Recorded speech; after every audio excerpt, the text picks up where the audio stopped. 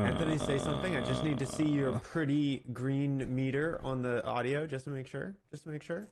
Just to make sure, Um, just to make sure. Perfect. We are in. Ah, Welcome ah. to the Taphaven Podcast. What's up, nerds? Yeah, what's up? So wait, tell the audience about your wonderful new sweatshirt. Oh God. Okay, so we were at Anthony's place for our New Year's stream, and uh, I was wearing a hoodie I got from oh my God, what are they called? Oh my gosh. Oh no. I think it's Midori Mischief. It's not Midori Mischief. It's higher end, it's like stitch based, like embroidery based hoodie creator on Instagram. I'll find the account in a second and talk about it. But they hadn't put out anything like that I liked in quite a while. So I was like, well, there's not really a lot going on. And then I don't know how the topic got brought up, but Eric was like, there's like another creator who's like doing like really high quality stuff as well, and their designs are like, I would say, like more cooler. So he showed me this brand called Otolabo, Otolabo, and they do the embroidery, as you can see here. So this is the Ace hoodie. Otolabo. There it is. Otalabo. Yeah. So they do the embroideries, which are kind of like anime inspired, which of course is a One Piece hoodie. So of course it has the Whitebeard logo on the back because Ace had the Whitebeard insignia tattooed on his back. But they also do this cool like raised embroidery thing on the hood as well, where it's like the name of a character or whatever else that might like harken to the character itself, and it's really cool because I've never seen any like designer do something like that. Yeah, the embossing is so The embossing dope. is really interesting. dope. So that being said, this is my first time getting one, and I'm like, okay. Dude, I it's really high wish I had gotten quality. the It's Zoro like one. soft. See, yeah, I didn't know about them when they did the Zoro release, Yeah, so I didn't even get that one. I figured I out am a about them Zoro just in time to get the Hashira release for Demon Slayer. Which if you Yeah, go back and look at yeah. last week's episode, you'll see I was wearing that hoodie Mm-hmm, last week. mm-hmm, But yeah, mm-hmm, we mm-hmm. just got in a they had this huge thing. Did you They had a huge see sale. Yeah. their Instagram story? No, what So happened? Oh, they had like craziness occur. So they ordered just enough hoodies to do their drop.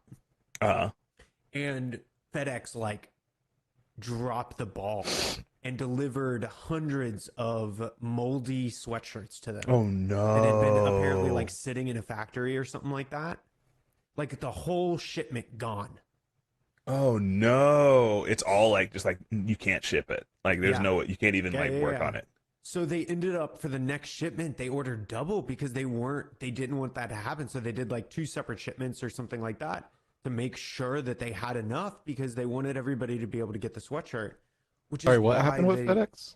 So FedEx, something happened and all their boxes of all their sweatshirts were sitting at some FedEx facility or something for a long time, and all their stuff got delivered moldy. So like all the FedEx boxes had broken Do you, down by like water damage. do you know what happened, Eric? I don't. Hurricane Helene wiped out the entire FedEx like massive thing in North Carolina, Oh, there it Mhm. is. and I they would not be surprised if they saved didn't some base their stuff boxes from that this. were Yeah. soaked. Yeah, Ooh. that sucks. But yeah, so they had all of these water damage boxes that they got for hundreds of sweatshirts, and so they ended up just getting like double the amount.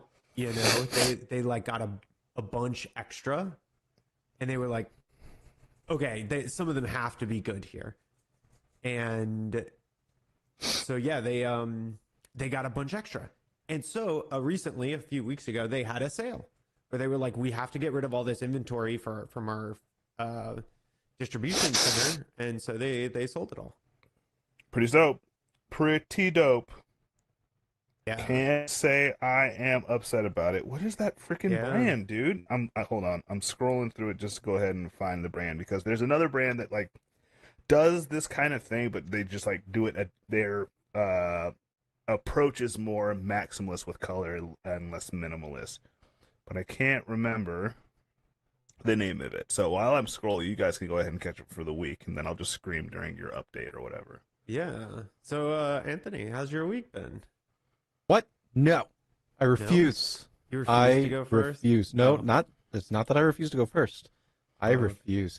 I have spent decades, if not centuries, okay, having this Centuries? question that I can't take it anymore, okay? Okay. The thing is, dude, you got to stop living in the past, all right? Okay.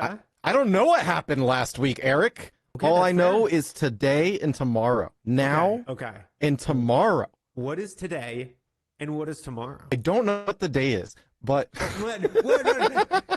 Okay. Wait a second now, because now I have an issue.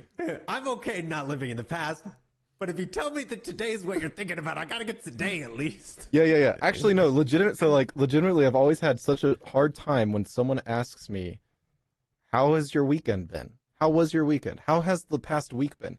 And it breaks my brain, and I'm always like, "Is something wrong with me?" What then do you think about like in that question? Like, what comes to mind initially? Is it like a tip of the tongue syndrome type of thing where like your brain just kind of goes blank when the question is asked, or like do you actually think like try to process it? Like what goes on? it goes blank. There's nothing available because I am.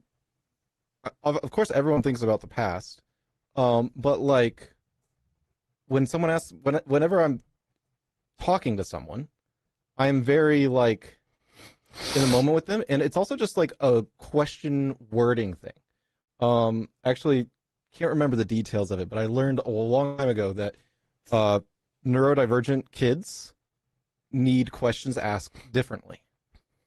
Like when you ask a kid, "What did you learn in school today?" which I got asked a million times, I never have an answer. I don't know. But if you ask that same kid, did anything interesting happen today? They will potentially actually have a response and stuff like that. So, yeah, I don't know. I don't know what is exactly happening, but it is just like, I guess the phrasing breaks my brain. And so I'm always like, ah. And then, of course, usually I try to take notes. And so I know what's going on. Like right now, I didn't take notes, but I'm doing pretty okay right now because I had some tea, but I got food poisoning on Friday. And that sucked.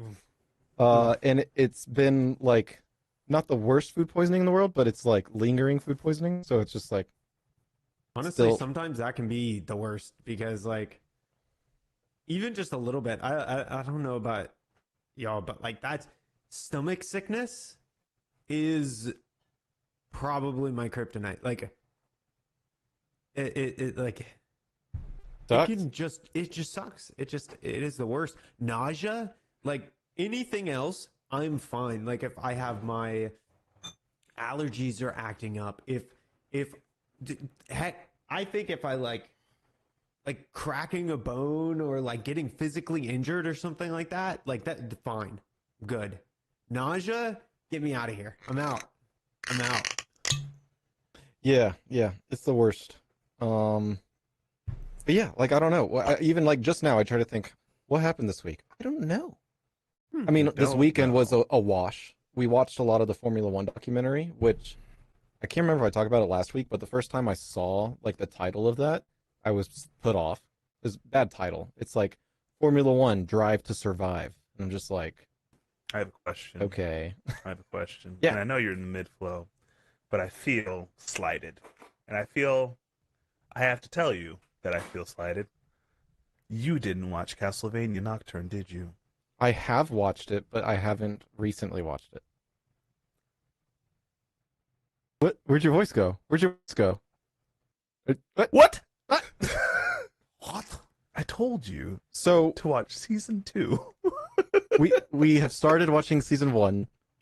Look, it's been hectic, okay? Watched an indie documentary. No, Okay, I can explain. I can explain. Okay, look, been a little hectic. First off, we watched the first 2 episodes of Solo Leveling. Freaking amazing. We went to watch the 3rd episode, and we found out the dub isn't there, and we're depressed.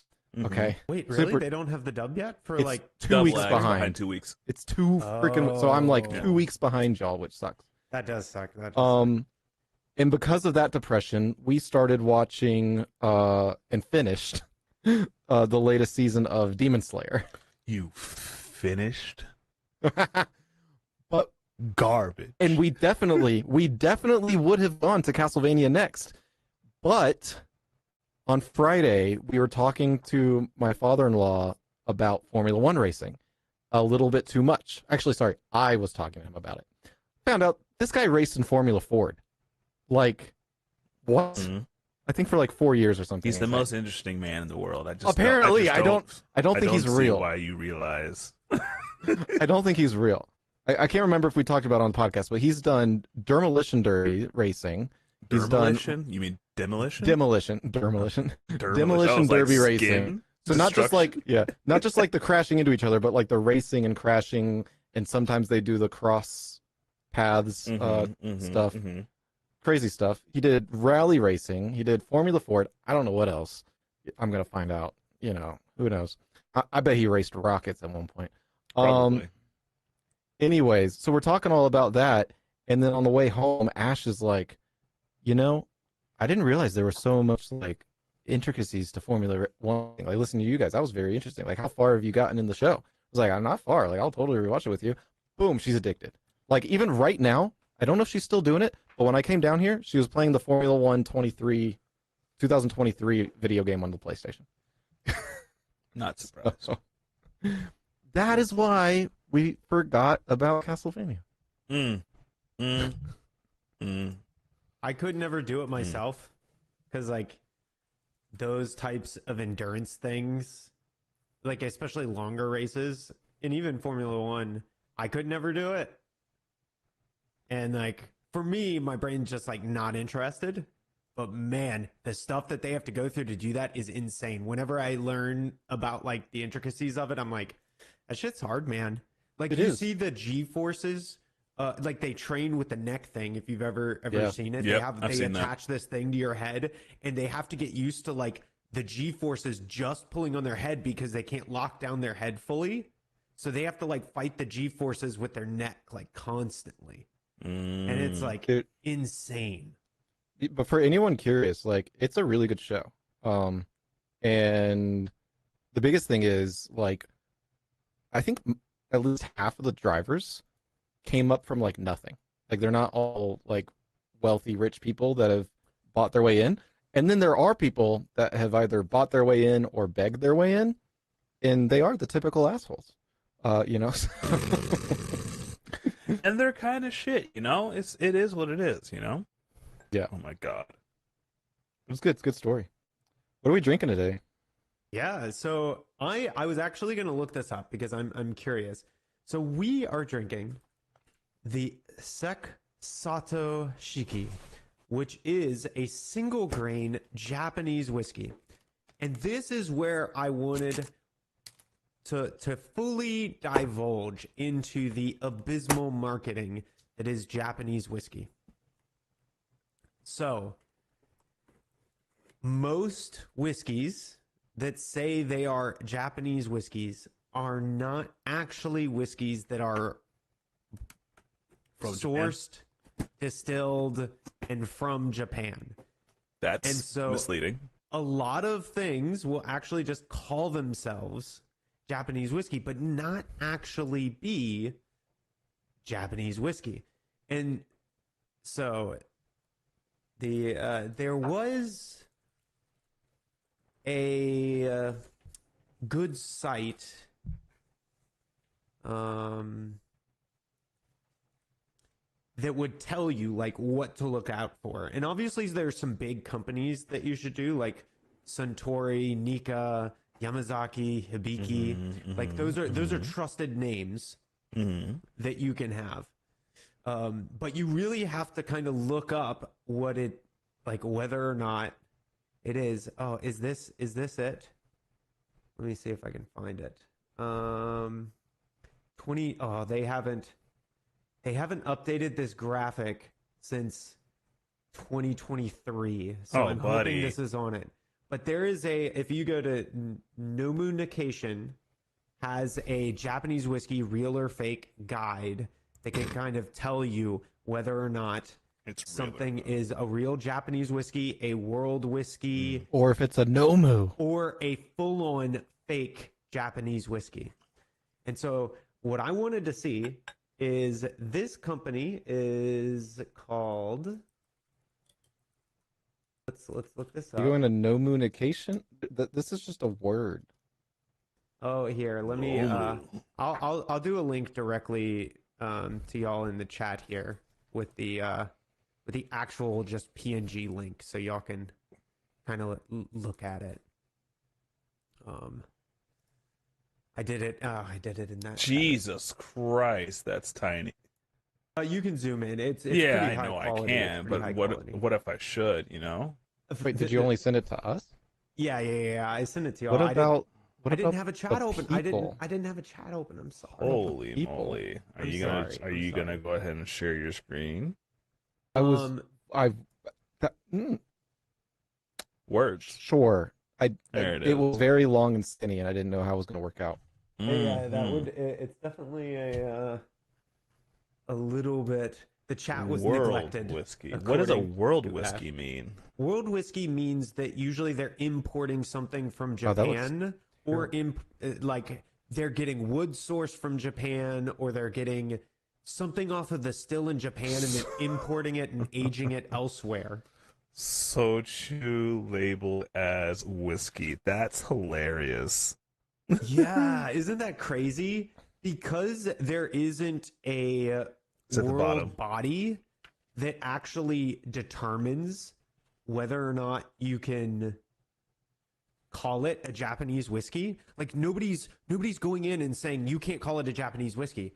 Because of that, there are all these brands that are just flat out faking it, not actually Japanese. So what I wanted to see is, can we find this brand? It's not on here. What is in the middle? What do you mean? Are these like different things that they make? Are these the names of the drinks in the middle? Yes. So the left is the distillery. The middle is the name of the actual whiskey or spirit, because not all of these are even whiskeys, but they're called Japanese whiskeys. And the right determines what it is. Whether or not it's a Japanese whiskey, a world whiskey, or a fake Japanese whiskey, or shochu labeled as whiskey. And so this is the problem. This list was last updated in 2023. This company might be newer than that. I have a feeling it is. Because I don't see Sek. I don't see Satoshiki. I don't see Satoshiki at all. Let's see if we can look it up. Oh, it's made at the okay. This is good. Google says that it is made at the Sato Distillery in Japan. Sato? Do we see Sato Distillery in this list? Sato is not on here. So let me look up Sato Distillery because I know nothing about it. Apparently, it's on the Horikawa River, and the water is sourced from Japan. They have a 21-year-old. Yeah, they're an old brand. I wonder why they're not on this list. Why are they not? Because it's a bad list. It could be. I just remembered seeing this list from back in the day. I don't know the efficacy of it. All you need to just look at is right here. And at this point, you realize this person doesn't know what the hell they're doing. Why? Oh God! What is this? What? That is weird. Oh no! So what it says is Yamazaki Distillery makes hibiki. They also make Ao, which is the blue, and they make what the hell is this? Dude, I'm telling you, yeah, it's weird, bro. No, there's no color of a line at all. No, it's a terrible. Okay, chart. I was trying to actually explain, and they didn't actually shat the bed. I mean, literally, if they would have moved AO up a little bit, it would have fixed that. I think they could fix the problem. If they could have just reordered it just a tiny bit. Ao. Yeah. Owl. Yeah. It's weird. Chat neglected. This makes no sense. That was because he linked, tried to do a link in chat, and all Even though he's one of the moderators, it blocked him. It was probably. like, no. I see it in every chat. What do you mean? That's because you can always see your own links because you can't see what was neglected by your own bots. What? Yeah, I've linked stuff in chat and Nikoff wasn't able to see it, for example, and vice versa. But he could see his own links and I could see my own links. Sucks. Yeah, it's very weird. Ash, do you see the link, Ash? Ash, do you see the link? Well, it does look like there is some legitimacy to this. We might have a real Japanese whiskey on our hand. It is from the Sato Distilling Company. Looks like they're in Japan. You'd have to go in. She does see the link. Oh, nice. It does look like everything was kind of sourced locally. So let's try this. I am always excited for Japanese whiskey. I don't know what type of wood they use, but I absolutely love the Mizuno oak barrels that are very typical of Japan. Misuno. You don't know what? Misuno. Yeah, it's Misuno. What are you doing soon? Shut up. No. That is very fragrant. It is. So this is actually something I really love about Japanese whiskeys. They are always very fragrant. Fragrant. Fragrant. We'll be right back, guys. I'm just going to put the podcast on. Be right back. Oh my god. But yeah, it's like really, it has a really poignant smell. It is very straightforward. Yeah. It's very woody. And I tend to find it has that Mizuno oak smell right off the nose. It's very What floral. I smell is like grainy. Really? So I see what you're saying, and I think it's the Mizuno oak that they use has a very distinct smell, and I am pretty sure that I'm smelling it here. Let me look up if they're using Mizuno oak. It does say it's nutty, which might be what. There's some nut in there. Ooh. There was no nut in the chicken cock. There was no nut in the chicken cock. Let's see. Discover their collection. You said that. Couldn't stop it either. That. You said this that. is the single grain whiskey, by the way, not the single malt. I can smell that one grain. Oh, and interesting. They have 3 barrels listed. 3 barrels? What do you mean? Like there's 3? Yeah, they're using their white oak. I think they did finishing. So they finished inside of a white oak barrel? No. They finished. It looks like they aged it primarily in a white oak, which is the Mizuno white oak. Yeah. And then a Spanish oak, and then they finished it in cherry casks, is what it looks like. Why did it jump so many barrels? I don't know. It got around. Okay. I mean, I actually really like the grainy smell. Very reminiscent of being at the Red Roses distillery when we got a good whiff of the mash. I can see that in the atmosphere. It was very homey, hearthy. Yeah, it's like I get a little bit of the honey too. I can see the honey. I get the honey when I do the technique. Nice technique. Trademarked, by the way. Don't steal it. Oh, don't worry about it. Eric lives at a racetrack. No, that was me, dude. That was not me. Oh, don't worry about it. Matt was at a racetrack. Yeah, apparently I do now. Cheers, guys, to episode 44. She's a very light one. Yeah. Oh yeah, she Japanese does kind whiskeys are always very gold and like honey colored. And you got some pale honey, brother. This looks like something else to me, but I'm not going to say it. I get so much of the white oak. Ooh, I do get the caramel. Yeah, I get like this smooth vanilla caramel honey mixture of sweetness with a lot of the white oak. That's pleasant. A lot of the honey on the tail end. You know what it is though? It's not like the honey liquid. It's honeycomb. Like if you actually get the honey with the comb in it and you eat some of the comb. Oh. Yeah. Ooh, there's like almost like a lavender aftertaste to that.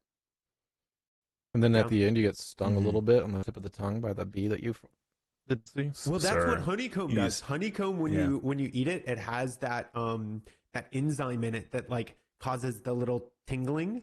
Mm. Okay. But So yeah. I was really expecting this to hit me like most young whiskeys do, with a healthy amount of uh bitter aftertaste. And I am very surprised with the level of mellow tail this has. Like there's not a lot trying to like come after me at the end of this. Yeah, no, And it it really smells kind better of right just now. has that. And I mean, the flavor really just brings out honeycomb notes. It's not Mm-hmm. super sweet like honey, but it's got this creamy vanilla caramel honeycomb note to it. And For then the sure. undernotes of just that Mizuno white oak flavor. And funnily enough, I think the sherry really isn't present in a sherry way. Mm-mm. It's present in a vanilla, like a creamy, it adds like a creamy sweetness to it, Oh, which it has is, a proposition. yeah. So think about this. All right. Okay. What if we're rushing it a little bit? Okay. Usually, when you're drinking whiskey, you're taking your time, right? And we Okay. usually are about to give our ratings. But Uh-huh. what if we just delay a little bit? Because Nat, how have you been? How are you doing? We haven't talked Oh about that, shit. you Oh, know? yeah. And that could slow it down. We could keep on tasting. And I'm in. I mean, I really don't have much, but okay, sure. I mean, Um. okay, bye, Nat. Eric. Wow.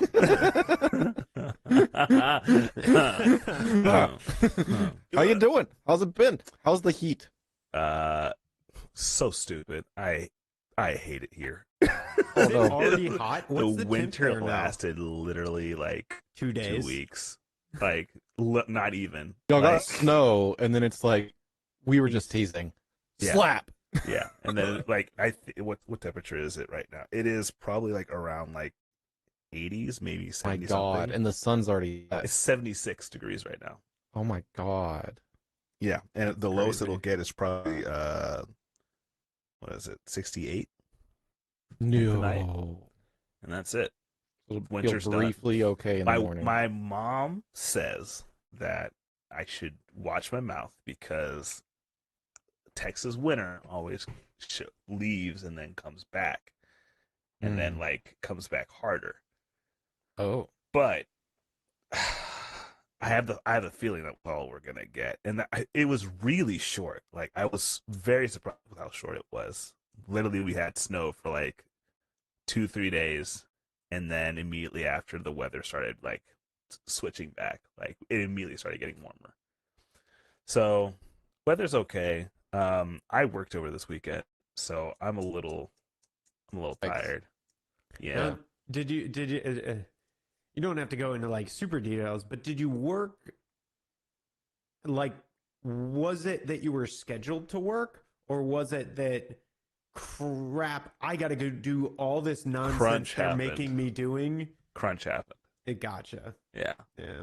Crunch happened, and I had to go ahead and work over the weekend. I found Yeah. out I have not allowed myself to recover from some very evident burnout, just like in general.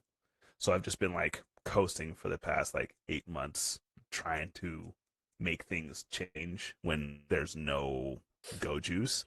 Yeah. And I think it was last week as I was grinding away at trying to get a task done before the weekend, trying to not have to work over the weekend, that I was like, I think I'm burnt out, because like no love for this, and I also have no energy to do anything else afterwards. Yeah. So what is it? Yeah, after I developed these last two lessons, and then make enough of a dent into the next unit where I'm like at least 2 weeks out from my due date rather than being like 2 days out from my due date. I'm probably gonna take like a 4-day weekend and just like try not look at a screen and do something other than what I'm doing now. Because it ain't working. Yeah. But yeah, that was my week. Hate to be a downer. No, I mean that's the worst when like you have all of like this slow like just trudge through the mud type of deal, and it always every little bit like slows. It's a build up, and then you get to this point where you're just like, Yeah. ugh. I did the what was it? I was trying to I realized that I was trying to do a lot before because I was already working the job at my old school and commuting back and forth from there. And then while I was there, I was studying, and then I would come home and I would study more. And then I switched to this job and I tried to do the same thing, and my brain was like, absolutely not. Like Dude, you're going to have to pick one thing. I'm shutting everything else down. Yeah, you can only do like your brain can only take so many bursts of things Mm-hmm. and be effective at it, you know? Yeah. And that's why it's all about just optimizing the effective time in the best way you can. Mm-hmm. And that's what you're going to get. You only get so much effective time during the day. And like, you can't just keep putting more in. Sometimes you have to have like sessions of decompression and back and forth. And like, Well, I don't know if you know my family, but we don't know the definition of that. It is hey, it is excellence at all costs. Well, actually, that's not fair. hey, That's not I'm going to fair. do as That's I more say so. in this That's me. case. Because That's me. That's me. I'm with you too. I hit something, I hit it hard, and I keep going. Yeah. I'm on that treadmill. But yeah, I other feel than you. that, I've been okay. I need to, while I'm on that topic, I did have a task that I wanted to finish today. I'm going to pre-order Monster Hunter Wilds today because I Ooh, let's realized go. that tariffs coming through might change the prices of video games. That's Apparently, that's crazy. That makes no sense because it's digital. no, it doesn't. It doesn't make sense, but it's That sounds very. like that sounds like propaganda from the video game companies so that they can charge more and blame it on something that's completely unrelated. It's possibly from EA. Uh, all I remember is that I saw it and I was like, well, I was gonna go ahead and get this game anyway, and I really don't have anything else that's on the horizon that I'm gonna be trying to pick up. So I might as well pick it up now anyway because the game comes out on my birthday. I might as well Yeah. get it out the way. Heck yeah. Now I have to Nice. decide: am I putting it on the PS5 or am I putting it on my PC? I That's the think I'm worst. putting it on my PC. It makes the most sense on my PC. Yeah, we're putting it on the On PC. my Okay. PC, I can play it on my Stream Deck. Steam Deck. Yeah. I honestly, I would be interested to see how effective this game runs on a Steam Deck. It is really sad though, because the controller like haptic feedback is really nice. Though I've heard that it can work on PC, but they have to implement it, I guess. Mm-hmm. I believe Who that knows if they I'm worried do? about the optimization more than anything else for sure. because Yeah, so it'll probably play better on PS5. yeah. Yeah, And that was honestly, another if I thing. get a new graphics card before then, maybe I just won't get, maybe the graphics card will be good enough to carry it through. It all just depends on what the optimization is. Oh, Sugar Honey Iced Tea. February 6th, there's another beta test if you guys want to play. For It's Wilds. Friday. Yeah. Ooh, this Right, no, Friday. this Thursday. This Thursday.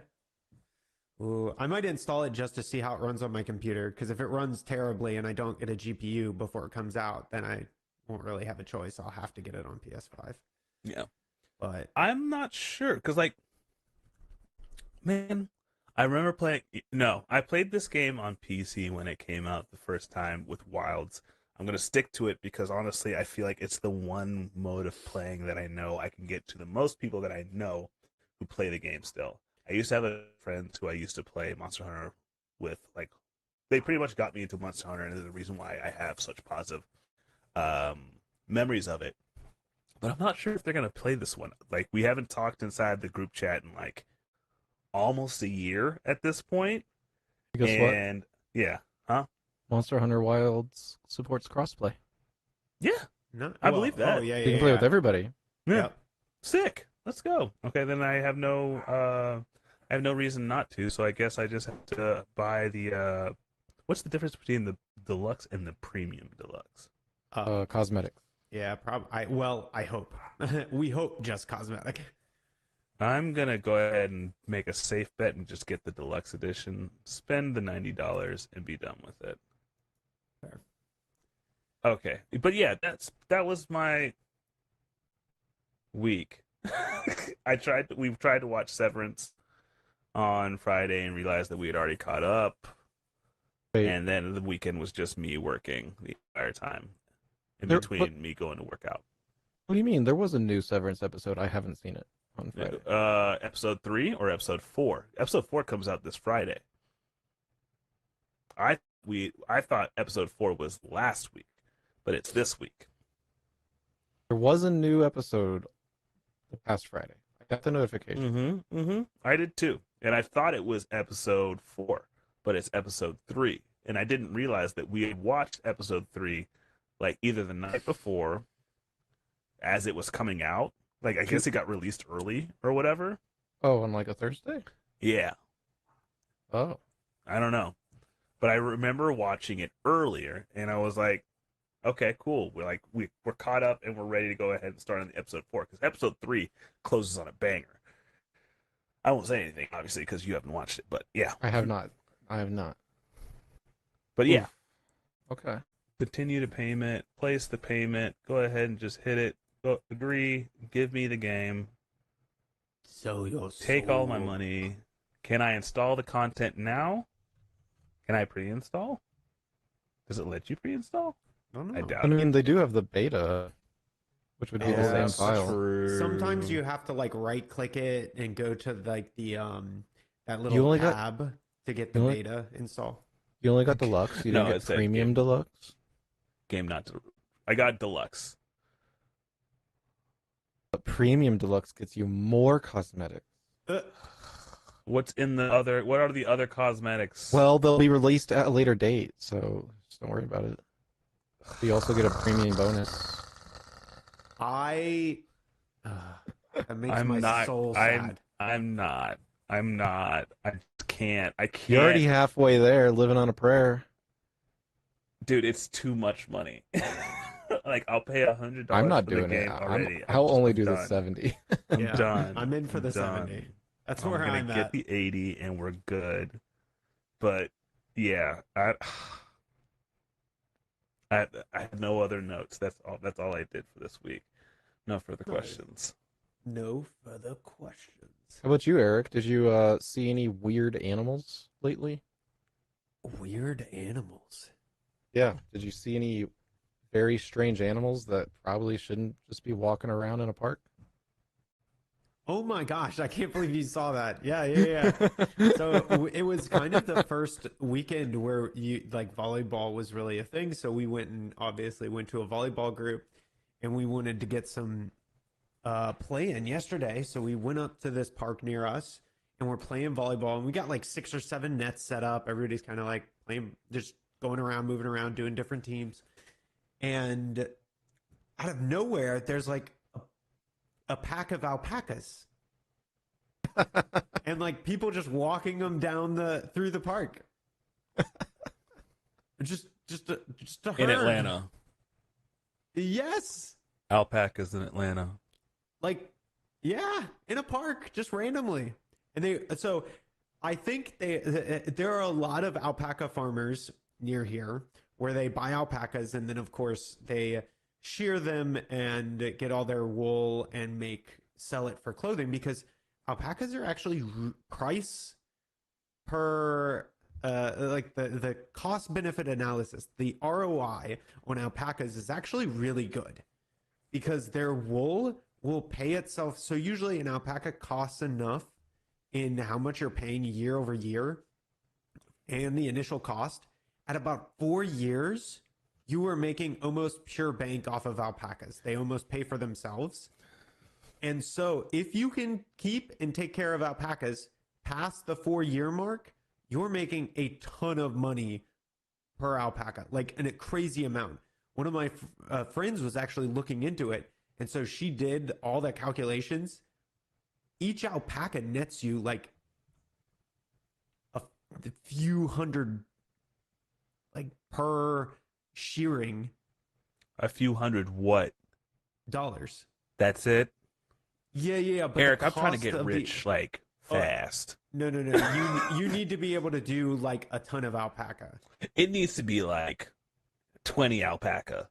Yeah. But that's what these You people need a they're herd doing. Yeah, of no, alpaca. and that's what these people are doing. They're raising like 20 to 40 alpaca, and then on year 4, they're making hundreds of thousands of dollars off of alpaca.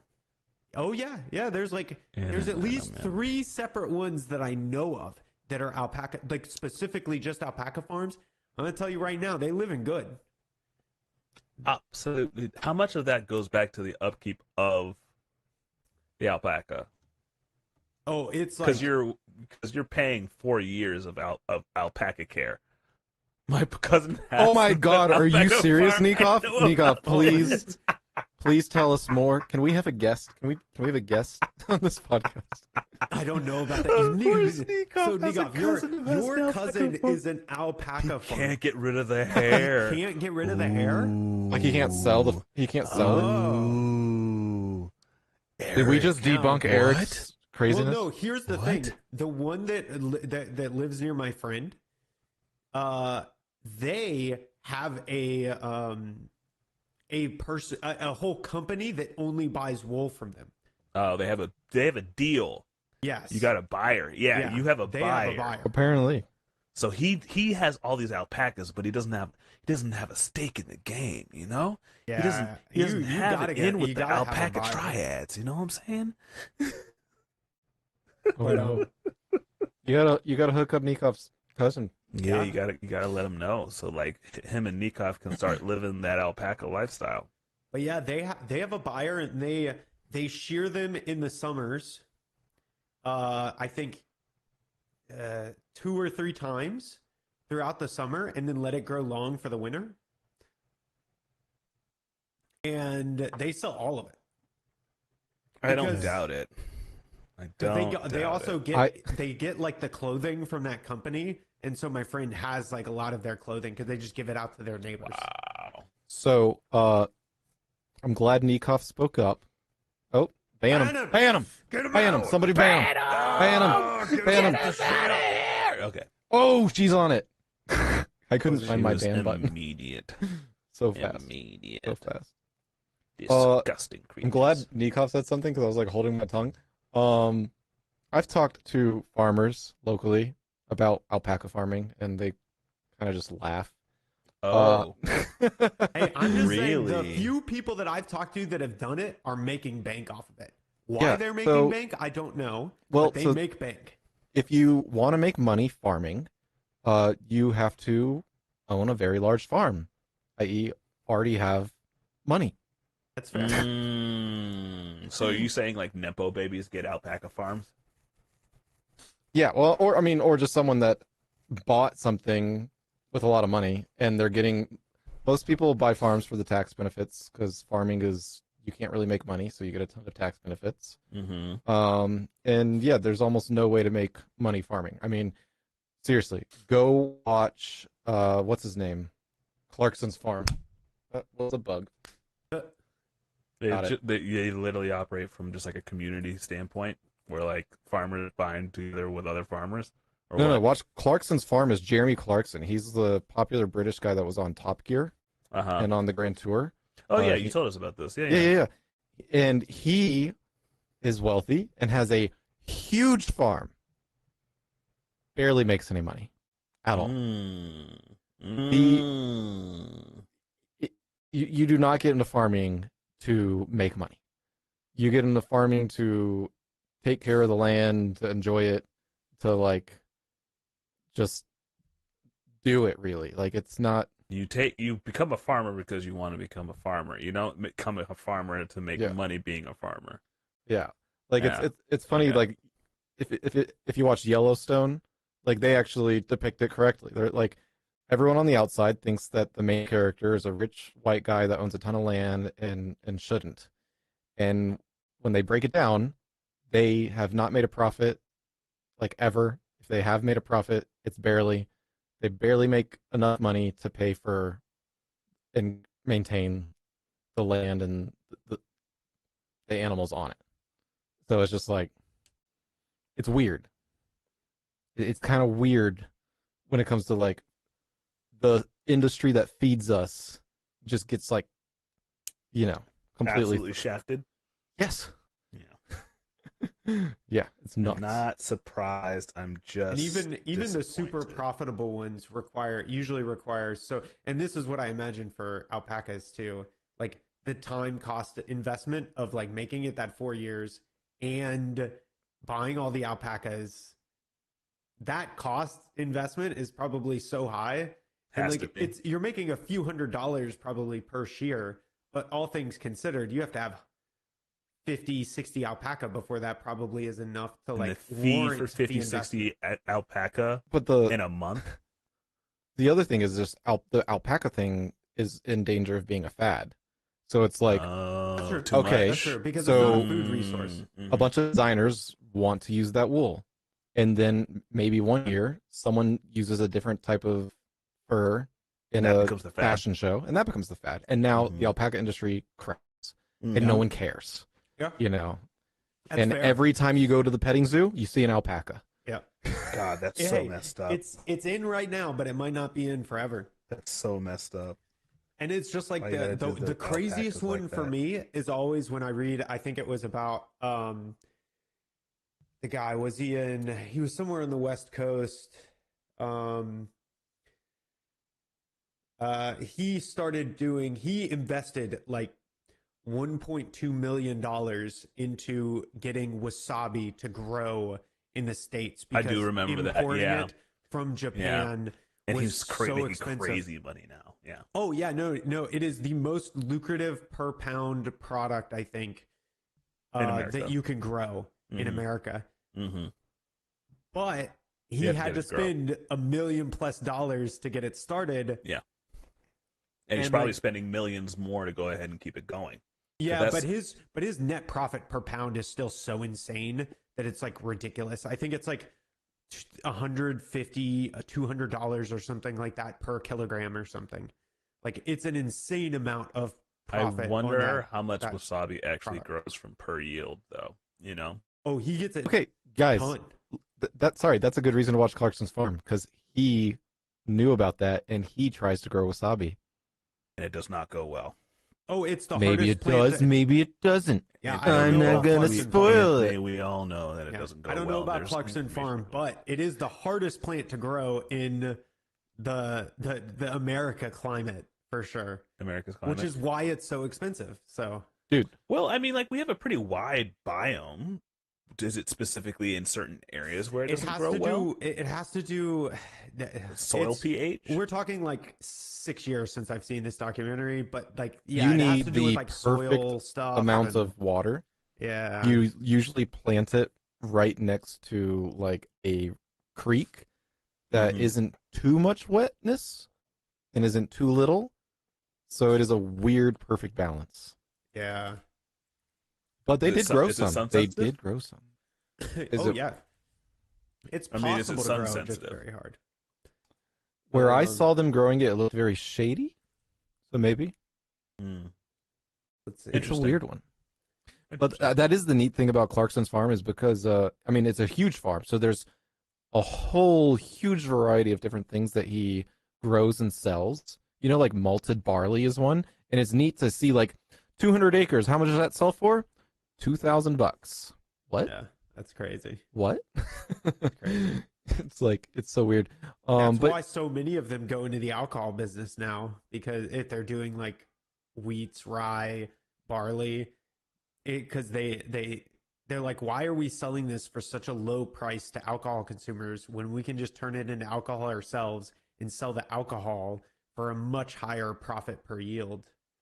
Like, yeah, I think the hard part is, unless they're able to get like a loan or something, getting to the point where they have enough money to wait for the alcohol to 100% be sellable. because and they have to deal with all the regulations and everything else because the regulation tape literally exists to push farmers like that out of the market because big alcohol doesn't want them to start their own alcohol because they want to keep in charge. They want to be getting that stock. Makes sense. People who have money want to keep money. Yeah. All right. What are our ratings for this whiskey there, boys? Well. I'm so glad you asked. Mm-hmm. Before I start Simmering. wetting my whistle on. Was that your rating? Wait. Was that the rating? Was it simmering? Or were you simmering in thought? Like what was the I'd keep badgering him though. You see, you started. You have to keep going. I see. You have to hit a flow, and you have to just keep going. Like what that's I'm pretty doing good. now. I'm just gonna go. See there, right there. Wait, what right was there. it? Was it? That's pretty. Okay. Yeah. That's pretty good. Yeah. Yep. Okay. I like it. It's a little. It's surprisingly warm. Like a lot of feelings for being, I think, only 42%. Yeah. Right? Is that right? I think I 42%. know I saw something. 43. 43. So it definitely punches above its weight class. It's got a lot of flavor and it's very consistent. It's got that gritty, just nutty, caramel, honey, oaky goodness. And it doesn't change. Really, it stays the same. It's reliable. It's good. It'd be a good father to any baby. Wow. Wow. You really did that. Yeah. Yeah, it's not crazy. It's chill. I think it's a good 5 out of 10. Yeah. 5 out of 10. Okay. Nice. Yeah, I mean it's a good whiskey. Is it a daily drinker? Yeah, would you daily drink this? Sure. Why not? Sure. Nice. No, it's too wishy. What would you pay I don't for it? trust you. No, I like it. I would drink it Every day. if it was cheap enough, because that's how I am. So what would you pay to make this a daily drinker? Well, seeing as it's not coming from the state that I can literally drive to, it's coming from across the world where Tony lives. My initial gut reaction is $50, but that would be local. So I'm guessing I would have to pay 70, and I would be willing to pay. I'd be willing to pay $70 just to hold on to it. For sure. Yeah, But I would have to pay $30, $40 to keep buying it. Okay. Matt, what do you think? What's your rating?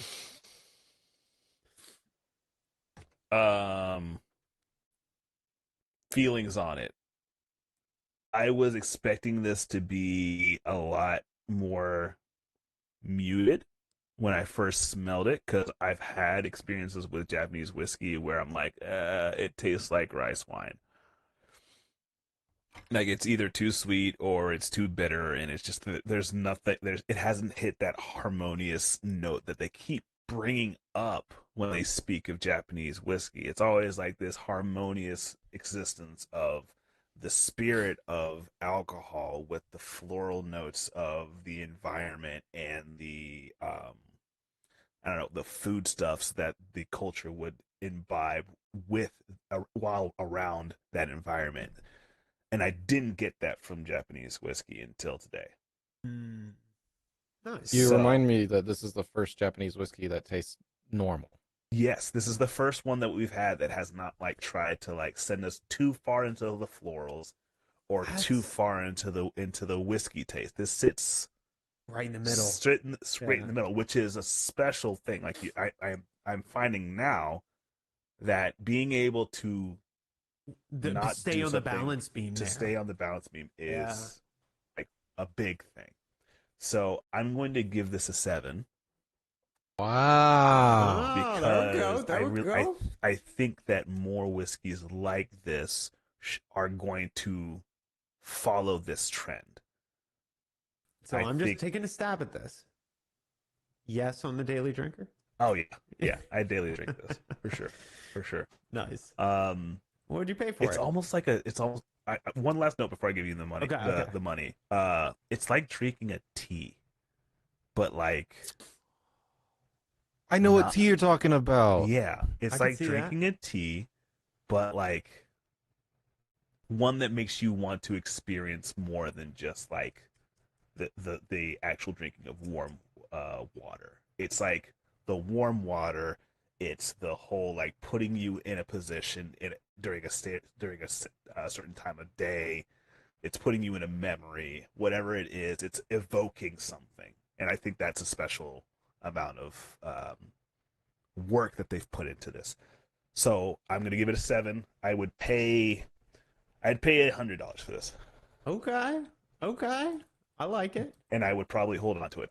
I would say it's a daily drinker. I would not make it into a daily drinker. I would like bring it out for people who are like, hey, it's a rainy day outside and like something has happened in your life, and it's just like, hey, have this, sit down, chill, read a book, do whatever it is that you need to do to like kind of recenter, and then have like a moment of, I don't know, some form of like out of mind thinking. Like you're not thinking about what's going on. You're thinking about where this is taking.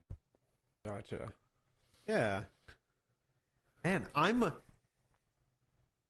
on a very similar page. This is just a very pleasant little whiskey. The honeycomb note is very unique across whiskeys. You don't often get that type of flavor going.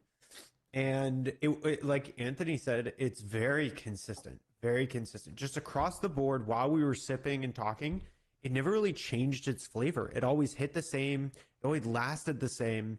It didn't become bitter. It didn't become too sweet.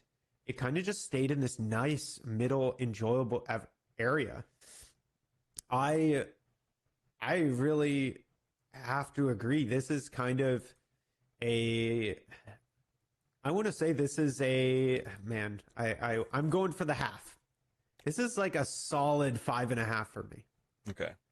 Solid 5.5.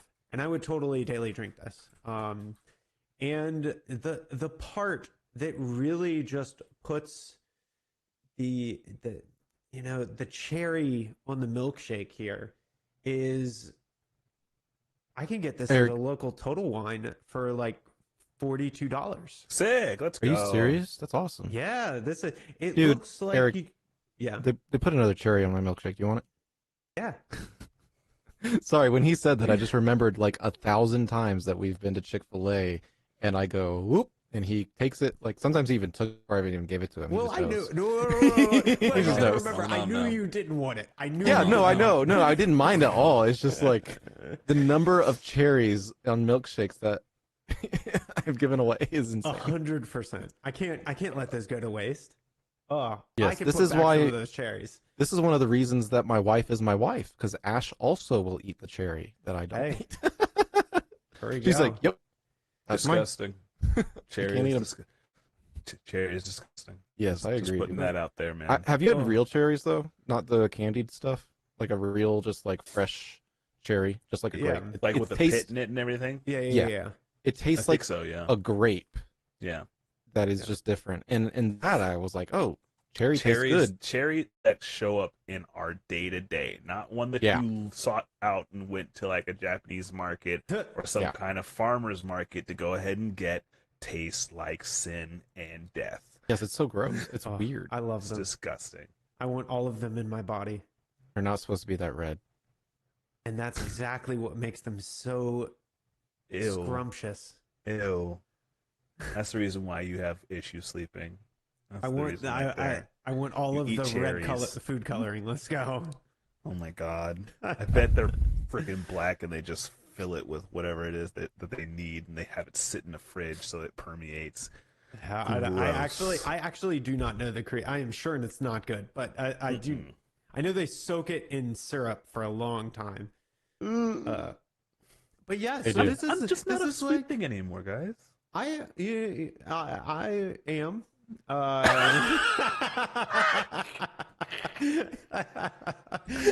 He's like, I can't go on. I can't get on this boat with you, Mr. Yes. Frodo. I can't carry it for you, but I can carry you. No, you can't carry me either. You can't carry me either. Oh God. No. But what yeah, were you saying? this is a super pleasant whiskey. I think just across the board, it has the Japanese white oak flavors. If you like Japanese whiskeys, you're really gonna like this. But I also think it has this wonderful introduction to whiskeys with it. It has a lot of dynamic flavor to it. It's not too hot. It's not too sweet. It's got really recognizable flavors, I feel. Like somebody can pick this up and kind of feel these flavors out and not be overwhelmed by the acetone. They can like pick things out. This is a great first bottle of a collector's whiskey, in my opinion. This is that one where like somebody's like, man, I've really been getting into whiskey. I'd pull this out and be like, oh, you got to try this. You'll one. probably like this. This is approachable. It's good. It's solid. And it just has all of these different elements to it that make it really, really nice. So this is just a solid buy. I'm pleasantly now Japanese whiskeys I tend to like in general, but this is just a very pleasant Japanese whiskey. We looked it up for anybody who's joining late. We do think this is an actual Japanese whiskey.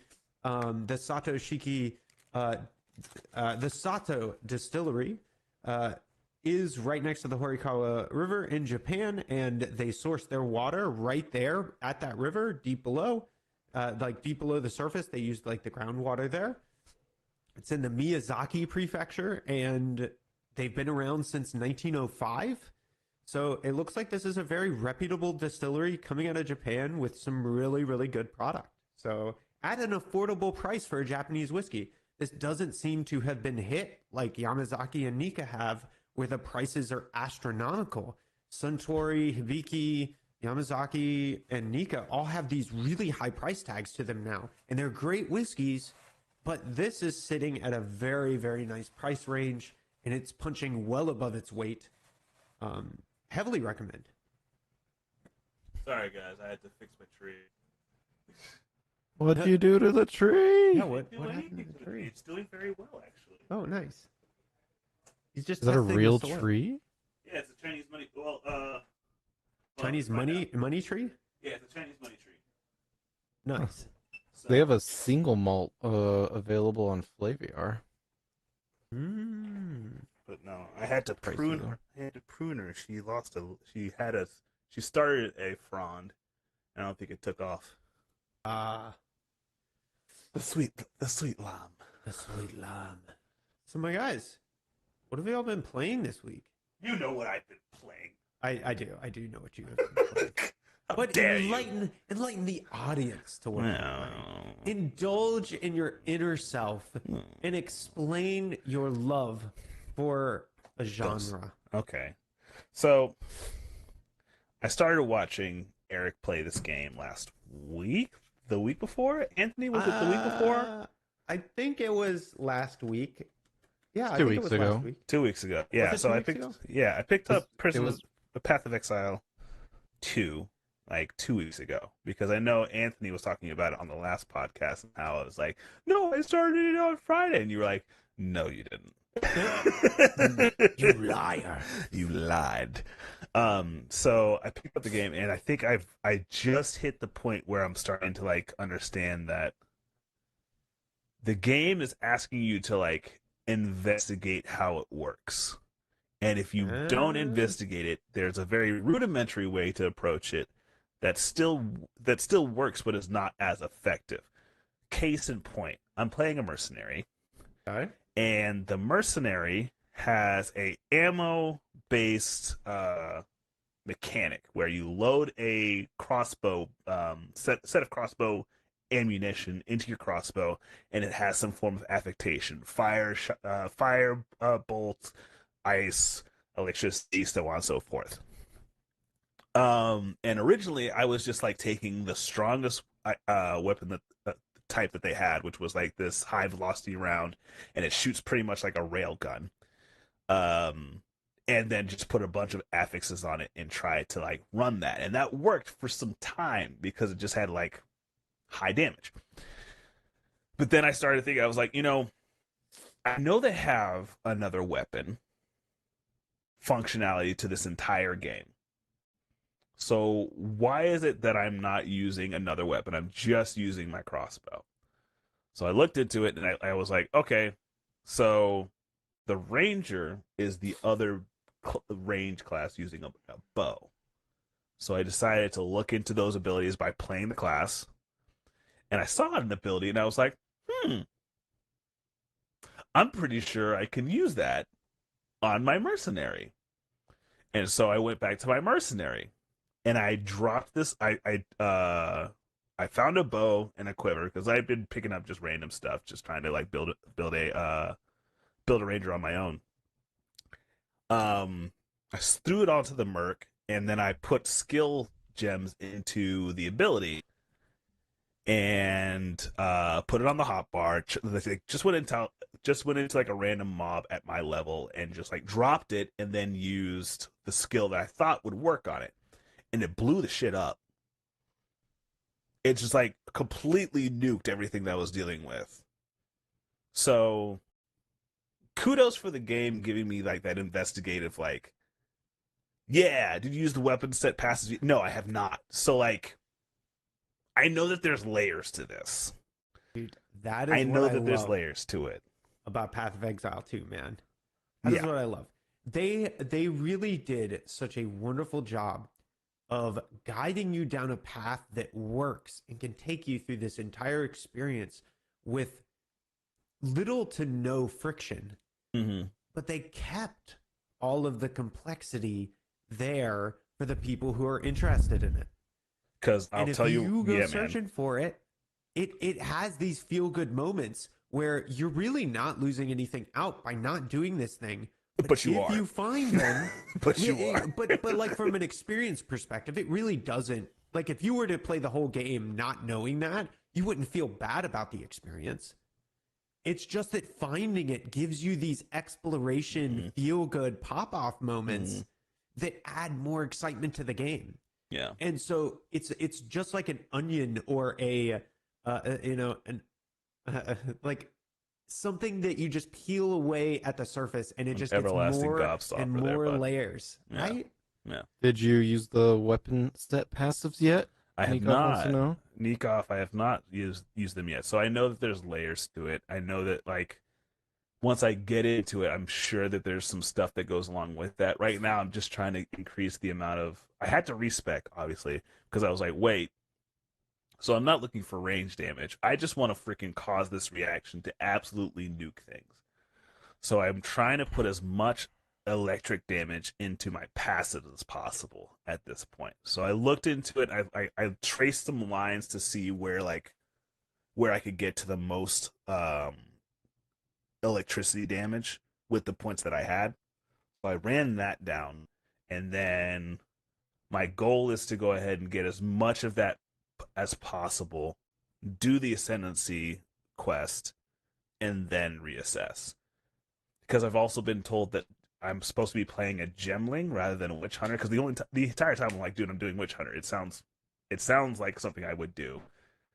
And I think bounty hunting is pretty dope anyway. So I like the fantasy of being like, yeah, I'm just gonna go out and fucking hunt witches or whatever. Not for the fact that I'm hunting witches, but like I'm out hunt. It's like Witcher stuff. Anyway, but I was told by Nikov, Gemling mercenary is absolutely broken, and I don't know why yet. So I'm just gonna find out. It is thing, but I do want to say, like Nikov's saying it in chat right now. Dude, Witch Hunter is fine, dude. What the fuck? It's just strong. they're like really, Path of Exile 2 is so much better in the sense that you can almost choose any of these pathways and it'll get you where you're going. And you can have fun with the game. Like the creativity around it and the build diversity and all of these different options. I'm going to tell you right now, if you go onto any build site, which I don't recommend playing this game with a build. I don't personally enjoy that, but I don't knock anybody who does, because some people just want to play the game and not worry about the build, and that's fine. But if you go to any of these build sites, you're going to see hundreds of different unique builds that all have videos of somebody beating like the hardest content in the game with it. Yeah. You can do any of it. I'm not saying it's all 100% viable, but like if you want to play Witch Hunter, you're going to play Witch Hunter and have a lot of fun. And if you want to play Gimli, you're going to have a lot of fun. If you want to play a monk who casts only fire spells with intelligence, I am sure you can do it. Will it be effective? You'll probably figure it out. It's not going to be the most effective, probably, but I guarantee you can beat the content with it and have fun. And that's what Path of Exile 2 does so well, is you can go ride the bike and just have fun. You know what this reminds me of? And this will be my kind of like, what is it? I haven't been playing anything else. So like I don't have the brain space for it. So like this will be my last little like thing, but like, oh no, I have one other thing. I'll speak to it. I'm reading a book that's so. Have you ever heard of cultivation novels? Cultivation novels. No. It sounds so okay. familiar. Then don't look up. Don't look up anything. Have you ever watched Crouching Tiger, Hidden Dragon? Yes. No. That's a cultivation novel. Okay. In the sense that like the characters within it aspire to a Tao, which is like a got you. Like God, I don't know what the actual definition of the Tao is, but the series is based on people. It's like the original like power scaling novel or something like that for I believe China. I'm not sure, but cultivation is based around this idea of you attain levels of enlightenment and manifestations of chi up until godhood. And if you are a cultivator, that's your entire lifestyle. Like you join a sect, and that sect works together with you to go ahead and get you to build you up because they see a possibility in you. But that entire Crouching Tiger, Hidden Dragon thing, House of the Flying Daggers, those are all kind of inspired by cultivation style stories. Did you ever read? Or maybe the other way around. Or the other way around. Did you ever read the Soul Land mangas? Soul Land. There's like 6 of them now. They're one of the most popular mangas out of China. When you were saying all this, I was like, oh my gosh. It's the same thing. Soul probably. Land is a cultivation manga, essentially. Yeah. So 100%. all that to say, there's an audiobook on Audible right now, and it's called 1,000 Li, and it's narrated by Travis Baldry, who's the GOAT. I don't care what anybody says about who you have that you listen to all the time. Him, Bronson Pinchot, and Kate Redding, and who's her partner? Kate Redding and Kate Redding and oh my goodness, come on.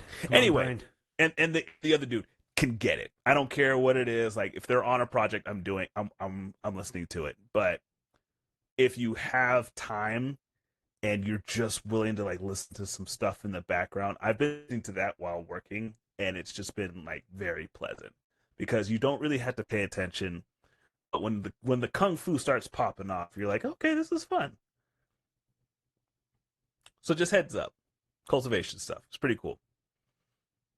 All that. Oh, and also, all of this talk about discovering like different ways to play reminds me of a time when Nikov showed up in a raid with like the most slapdash set of gear to Karazhan and top DPS. So I understand that this game is supposed to be an investigation almost, which I'm okay with. I usually say I don't want to study for a game, but I will study for this game. End talk. Well, thank you for coming to my TED Talk. Dun-dun. Anytime I hear the words Nikov and game, I'm like, oh my gosh, we close think enough. of the same memory. It's ingrained into our brain. It's so Nikov. It's like, vivid in my memory. I remember a time when we were talking about this. I don't know if it was on the podcast, but Nikov was like, "Why is that what y'all remember?" It was one time. One time. One time? Sorry. It is one of the most unique, interesting undisputable memories of my life. One little phone call. 100%. You know it's unique when we can just talk about the idea and you And know you're like, exactly what dude, it was memory just it one is. phone call. Come on, guys. Don't make it too big of a deal. I'm just out here trying to live my life. One little phone call can change your life. Don't call here. Don't call here. Oh my god. So good. Fucking amazing. Epic. Anthony, Legend. what have you been playing this week? I did play a little bit of Path of Exile, but not much because I've been waiting to play co-op with Ash. So I played That's the fair. Sorceress, and then I started a Warrior. Yeah. Warrior was a little dull, so I didn't keep playing it. The Sorceress is really OP when you get the Ice Ball. Yeah, the Ice Nova? Yeah, No, the the Ice ball, the exploding bomb. Yeah. She made the first boss in the Maggot Lair insanely easy. By comparison, I mean it still took a while, but like I didn't even die once. I didn't know what to expect, of course. It was the second time, but like still. I actually got a legendary off of that boss, and it was a shield, and I was like, oh, well, that sucks. Like, obviously, I'm not gonna be able to use a shield, and my monk probably doesn't use a shield, and I guess I could create a warrior, and then I identify it, and I look at it, and it says gives you an energy shield, and it's tiny, and it gives you mana, and it gives you. I'm like, wait a second, this is a mage shield. What? Mage shield? And then you put it onto Never your heard of secondary such a set. thing. I put it on my main set. What do you mean? I had a wand. I was using a wand at the moment with chaos bolts as my main. I will say the shield better is than my staff. often really good for mages too, because the shield charge can actually get you out of some tight spots. I have mine Before has you get raise teleport. Yeah, shield.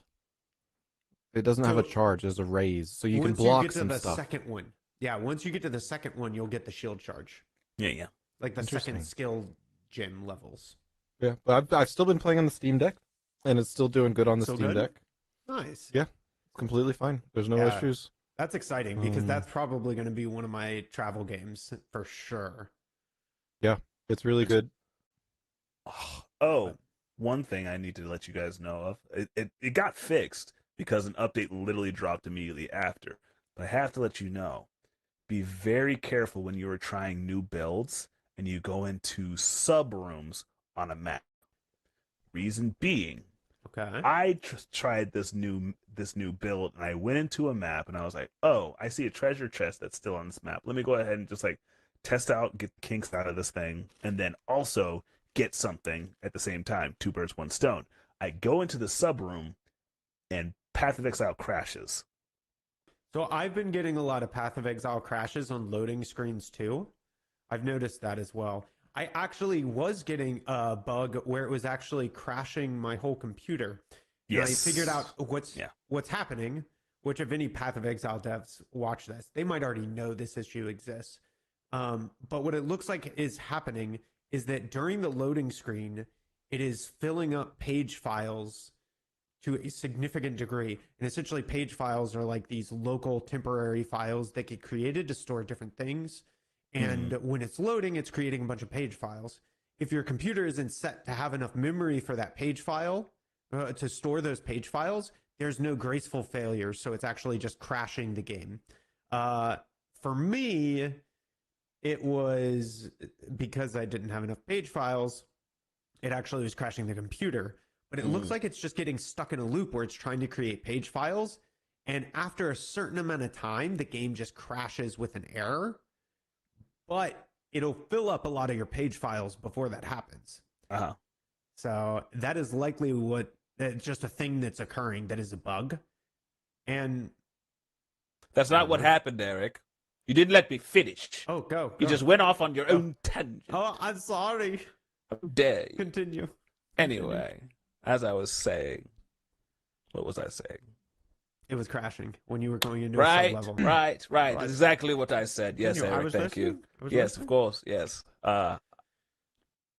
Went to the sub room, crashed. Tried to do it into the character again because I was figured it's a crash. It'll be fine. I'll just go ahead and load it again. Crashes again.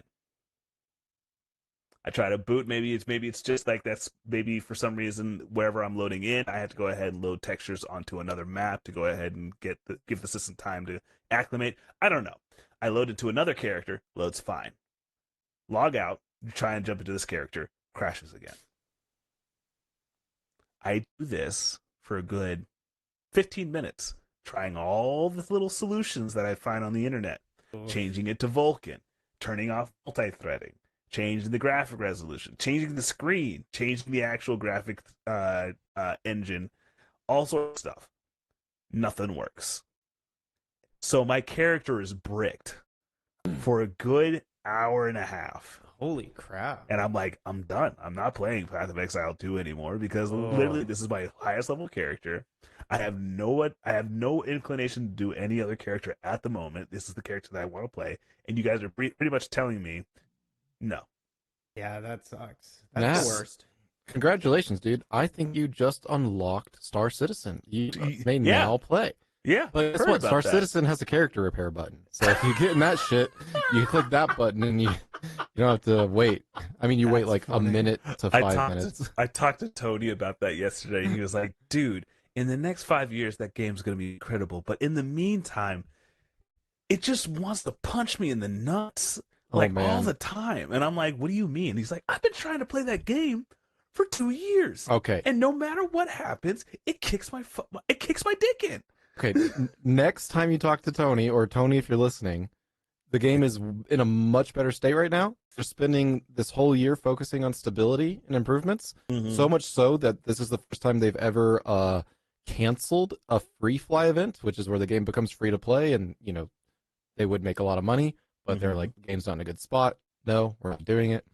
Tony, this game requires a Sherpa. So much so that there's literally a Sherpa program where people volunteer to be there to help you, because the learning curve of this game is very simply, was that a bug? Was there a workaround to this bug? Or did I do it wrong? And once you've figured it out, boom, smooth experience, because don't push that fucking button. Like, don't, like, just don't push, like, I mean, okay, I'm a button pusher. You can push a lot of buttons and get away with it, but there's like, there's certain diminishing returns on the button. No, there's certain things where it's like, once you get if you go into the game with someone that knows how to play it, you will quickly develop an understanding that you're going to ask, is that a bug, or am I doing it wrong? Mm-hmm. And every time you run into something, you check, or you ask chat, like the global chat, and you keep working through them all. And ultimately, it's like there's certain things that we all take for granted as gamers that play games that are finished, like spam clicking on things. I mean, literally, Hearthstone is like, yes, spam click this. It's satisfying. Do it. Do it. Don't spam click inside of Star Citizen. But like any dev, Eric will definitely know. Nat, you might have come across this, but it's kind of like unique. I definitely didn't learn about it in school, so it's pretty rare. There's a thing called debouncing, right? Yep. So when you spam click on a button, every time you push that button, something is happening. Mm-hmm. People don't tend to realize that, when nothing happens, well, it just didn't work. Push the button a million times. Guess what? You just sent a million requests to the server. Mm-hmm. If you don't debounce that, which is a thing where you have a freaking bodyguard saying, no, you just asked for that. You have to wait a minute. No, you just asked for that. You have to wait a minute. Well, people will just go and spam buttons in games like Star Citizen, and they probably don't have debouncing. So there's like things where it's just like the server's getting killed because you're like, it didn't work. The elevator should be here. Push the button over and over again. And it's like, actually, that server is now dead because you did that. So just switch servers. Like you killed it. You've literally killed the server. You killed it. And like, I was multitasking and playing the game the other day. So I didn't want to leave server just in case, because I had like a lot of money to sell for. Actually, no, there was $500,000 worth of goods like right the station, but I couldn't get out because the elevator wasn't working. And I was like, I'm just gonna see bro. if this ever fixes itself. Bro. Like everyone runs into the elevator issue right now. That's the main reason that they delayed the free fly event or canceled it. Because like if you can't get to your fucking plane, you can't play the game. It actually fixed itself eventually. I was like, oh, cool. And like I got all my stuff back, and I got actually like $1.5 million worth of goods. Fantastic. How long did you have to wait? I don't know because I was multitasking. It was probably 30 minutes. Okay. But I could have switched servers, of course, but and just kept playing the game. But since I was multitasking, I could have made more money if I'd switched servers and stuff. Sure. But like I wasn't trying to maximize. I was just genuinely curious. I was just like, do they ever recover? And they do. That's interesting. Sorry to I got so long-winded. You're okay. You're okay. All good. Yeah, Tony, come play with me. I'll help. There it is. Eric, what did you play? Well, yeah, I have it's been mainly 2 games.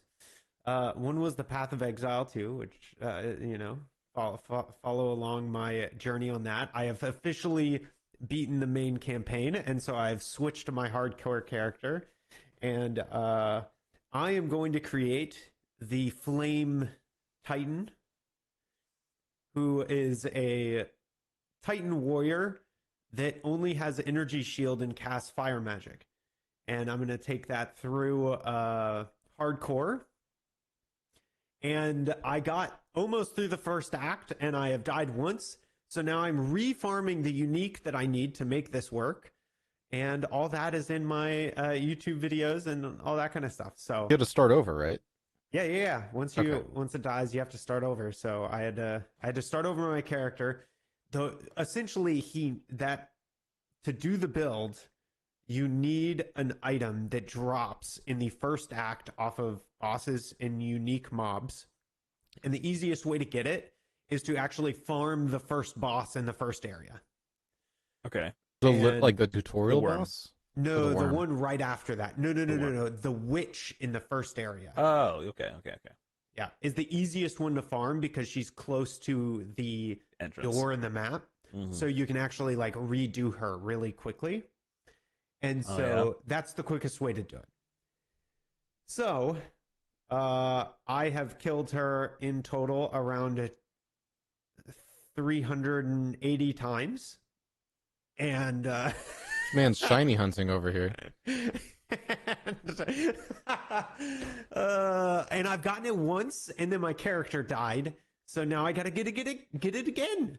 Oh, so God. I'm working on that in the off time. And since then, the big game. Are you okay, Nat? No. Continue. So now I have been playing a lot of Marvel Rivals. So I finally tried it out. Garbage. And you're a garbage creature. You're an absolute garbage piece of poop. Man, you're the reason why we're gonna have a 50 billion freaking global agenda games from every single freaking AAA developer for the next 5 to 15 years. You're probably You're right. the reason. But here's where I'm going with this. You're the reason. Back in the day, I played Global Agenda. If you don't know what Global Agenda is, look it up. It was one of my favorite games. I have like 4,500 hours in this game when it was live. I played the crap out of that game. And I loved it. I loved the mechanics. I loved how it worked. It was one of my favorite games. Global Agenda? Yeah, Global Agenda. And then Hi-Rez killed it. Literally turned off the servers. Overnight. Crazy experience. It sucked so bad. I hated it. And we didn't get anything that was anywhere close to... You gotta get him out of here. Get him out of here. Get him out of here. Damn. Disgusting. Oh, that's on Mellow Kings. Got him. I got it. We're all mods. So I played Global Agenda, and then once that was gone, I really did have like this itch to play that style of game that I never really got to experience again. And I kept looking for this third person shooter, ability shooter type of deal. And then Blizzard came out and said, we're doing Overwatch. And I was beyond excited. They were like, we're going to have PvE, we're going to have PvP. I was like, they're literally doing global agenda. I am so excited. So I went and I played the crap out of Overwatch. And so I was like, let's go. In Overwatch, when it initially came out, there were a few problems, but I saw promise. And I was like, this is going to be amazing. And then they just kept making it worse and kept making it worse and kept making it worse until Overwatch 2 is a nightmare shadow of what Overwatch could have been. There's no such thing as Overwatch 2. It's just Overwatch. I know. It is a lie. I know. It's madness. It's madness. And so when Marvel Rivals came out, I actually had like some internal disdain for the game. Like I actually actively was like, I'm not getting roped into this style of game again. And then more and more different people kept bringing it up. One person would bring it up and was like, dude, I started playing this. It was so fun. So fun. And then another person would be like, oh my gosh, this was so fun. And then I'm in a work meeting and someone brings it up and they're like, oh my gosh, this was so fun. And then... Sorry, maybe I shouldn't ask who. Yeah. I was about to say, I could tell you off stream. I could tell you off stream. Sorry, I was like, who? Yeah, but then I go in and we were doing a night with Jason and Nikoff and all these things. And Jason was like, dude, I've been doing a lot of Marvel Rivals. And we didn't want to go without Nat. We were like, oh, Nat left. We don't want to progress without him. So we were like, let's just leave our characters and we'll come back when Nat's back on. I was like, cool, I'm totally down for that. And I was like, I've been wanting, like everybody keeps bringing it up. You would dare blame my absence on this debauchery. No. So Jason starts talking to me. And Jason's like, I trust him in a lot of games. And he's like, dude, I loved Overwatch. I hated what it became. I hated what they ended up with. And he started telling me all these things that were like, oh no, this is how they do it different. And this is how they fix that. And how do they do it different? How did they fix that? So essentially, what I think really changes the game for this is the map design sets up these situations that are not as turtley as the initial game. For me, I didn't really like the turtle situation. There's much more tactics and differences between the different types of play styles. And there are subclasses within how they work and how the strategy works that I feel just outclasses what Overwatch does entirely. And a lot of the characters aren't as, dude, they're fine. Yeah, talk about the characters' butts. Hey, the jiggle physics on point. Are you sure? Because from what I've seen, the jiggle physics are non-existent. No, dude, they're primo. They're primo. They like you move one step and it's like Overwatch had top tier. like you get the whole thing. I mean, that's true. That's true. Look, Nikoff's even saying it better. Hey.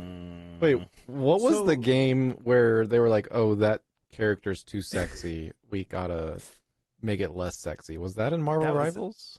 No, that was Overwatch. That was they definitely flattened out Tracer. That was Overwatch. After the first influx of Rule 34 came through. Oof. Gave her some mosquito bites. For sure. It didn't stop them, but the other thing that they do really well is that they make it so that a lot of the characters in Overwatch that create these like huge stalemates of boring interactions, that just doesn't happen in Marvel Rivals as much. The interactions are always interesting, even if you're in a stalemate. It's like constant back and forth and like tactics and people moving around and having to change movement.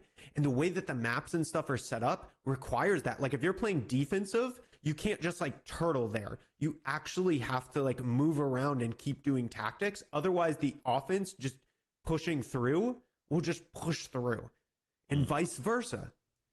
And so it feels more dynamic. There aren't as many characters like Torbjorn or Bastion that kind of just like set up in one spot. Like that just doesn't exist. Like every character has to stay mobile. They have to stay moving. They have to constantly be flanking and thinking about where their other players are. It is just a much more tactical experience. The time to kill is in a much sweeter spot. It's not low, but it's not crazy spongy like Overwatch is in a lot of cases too. It's like this really nice sweet spot, and it's just close. It's close to everything that we've wanted from this style of game. And there are places where they can improve, but their developers are every like week or two, they're releasing stuff and changing it and talking about how they want to do better for certain things. And they're constantly releasing updates. Like their developers are more active than Blizzard has been in the 4 years Overwatch has come out. They've been more active in the past 2 months from looking at their posts. I believe it. So like, it's just, I was also a disbeliever and a skeptic a month and a half ago. And after playing it and trying it out, I am tentatively just really excited, and it's just really fun right now. Because you are weak. Hey, maybe. You are weak and you've been convinced by Jason. Maybe. Hey, Jason's a good salesman. I don't know what to tell Jason you. is a great salesman. Hey. But you must be wise to his games, his wiles, his abilities are stronger than our own. You must be vigilant constantly. And so very soon I'm starting a video series on YouTube of Zero to Hero. What a good guy. And my Zero to Hero series will be me starting at nothing and getting up to Grandmaster with Jason. So let's go. Let's get it. Disgusting. Absolutely not. You think you're so cool. You think you're so cool with your stupid game. Hey, honestly, I've just been having so much fun with it. It is just an extremely fun to play game. The matches are nice. They literally made her cakes so big. Oh my god. It's so absurd. They're comic book characters. We know who the audience that they're going for. I understand what you're saying, right? I get what you're saying. Hey, they beefed up the guys too. I mean, look at the thing is, dude, look at Mr. Fantastic. Mr. Fantastic doesn't look like this. He does now. I mean, obviously. I mean, in this game he does, but yeah. Bro. I mean, so here's what I'm gonna say. We were almost free from the global agenda games, with people putting a ton of money and a ton of development into these kind of live, what are they called? Sugar honey iced tea. Arena shooters, pretty much. And we almost got to a point where these style of games were not popular. And I have never once had a positive experience with these style of games. Not once. So I'm a skeptic. I understand that I am the minority for this kind of style of game. I actually disagree with that one statement. I do not think you're in the minority, and I also think that everybody should be skeptical of this type of game, because I think it is so easy to have it be just absolutely predatory in its monetization schemes, in how they design the matchmaking, in how the play experience is designed. Like, I think you're right to be skeptical, just to put that out there. And I don't think you're in the minority there. Fair. All I gotta say is, like, it's an interest, like, there is not enough of this game for me to say that I should give more than a cursory glance to anything that goes on. The only reason why I say that is because I've watched a few videos of, like, just people kind of breaking down the way that the game works.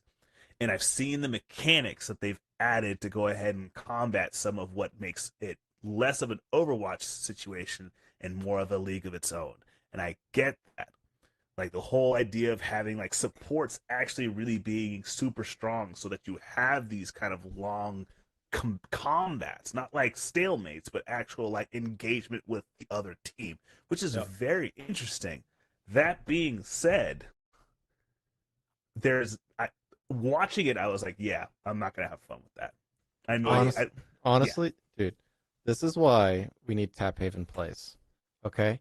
And each time we rotate who gets to choose the game that we play. Obviously, right Garbage. now, like Eric would be like, especially because this is free to play. He'd be like, all right, it's free. This is y'all's excuse to play this game right now. / his excuse to get us to try it, because I feel very similarly to you, Nat.